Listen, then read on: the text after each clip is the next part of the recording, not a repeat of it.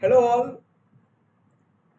Today we are going to see about the hydraulics and pneumatic braking system in the course automotive systems.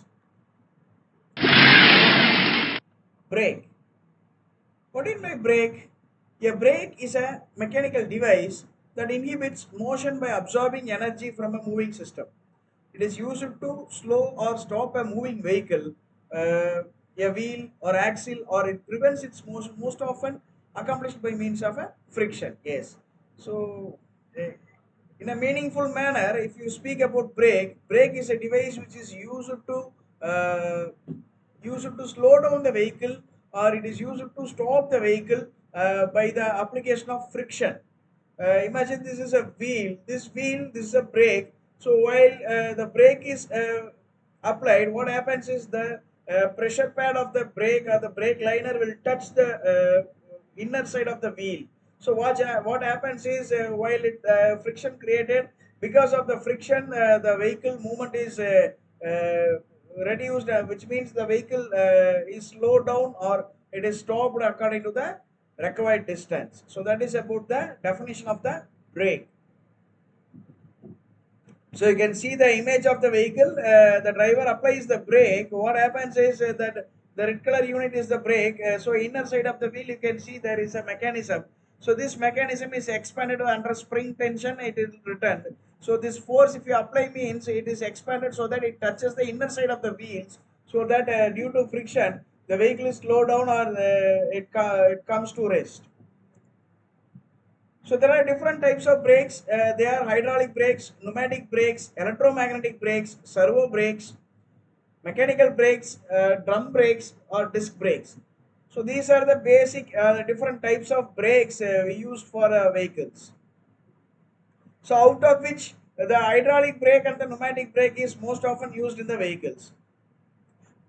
So you can see here, this hydraulic brake works on the principle of the Pascal's law. That is, the pressure at any point applied at any point of the fluid is equal in all directions. So once the foot operated pressure, the brake pedal is operated by means of the foot. Once the pressure is applied by the foot of the driver, what happens is the pressure is equally transferred to all the wheels, so that all the wheels, the pressure is pumped by means of the fluid pressure. So that is why it is called hydraulic pressure. So here that fluid is used to show or apply the pressure on the wheels. So that is why it is called hydraulic braking. So in hydraulic braking, you can see the components. The components are the master cylinder. This is the master cylinder. This is the area in which the foot operated pressure is applied. And the next is the wheel cylinders. You can see the front wheel cylinder and the rear wheel cylinder. In front wheel, you can see the left and right cylinders, as well as the rear wheel. You can see the top and bottom. That is nothing but the left and the right side cylinder of the vehicle. So once the foot is pressure is applied by the foot, the pressure is equally distributed to all the cylinders. So this is how the braking is actuated. You can see the animation at the bottom right corner of this slide. You can see this is how the brake fluid is pumped by the master cylinder, and it is transferred to the wheel cylinder. And you can see the brake caliper. This is how the brake caliper holds the disc of the wheel. So this is the disc of the wheel which is in rotary motion, while the brake fluid is applied pressure. This pressure is directly set to the caliper, and this caliper holds the wheel disc.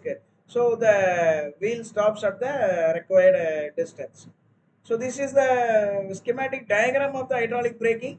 You can see here. So the brake pedal, the brake booster is the modern component nowadays in order to reduce the brake power or the brake pressure that is required to apply. This minimum amount of force is converted into a maximum number of force, and this force is applied to the brake fluid pressure and pressured up, and it transfers to the caliper. So brake pedal, vacuum power brake booster, brake fluid pressure, brake tube, brake caliper, brake pad, master cylinder, brake piston, and disc rotor. So these are the major components of the hydraulic braking. So this is pneumatic braking. It is otherwise called as air brake. So you can see here. So as like hydraulic braking, you can see all the wheels are loaded with the chambers, that is called brake chamber. There it is called wheel cylinder, here it is called brake chamber. So all the wheels you can see, here is a brake chamber, here is a brake chamber, here is a brake chamber, and here also a brake chamber. So this brake works as by keeping air as a working medium. So here the air is compressed by means of a compressor which is coupled with the engine. So this compressor compresses the air and stores the air in the large reservoir that is present in the vehicle. From this reservoir, it is directly connected to the slack adjuster through the foot pedal. So once the brake is applied, what happens is the brake, that is the air pressure from the cylinder, is released to all the wheels, so that the brake chamber gets engaged and the brake pressure is applied over the wheels.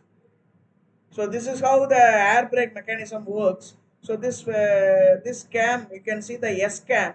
This cam is tilted so that the brake liner goes in contact with the in brake drum.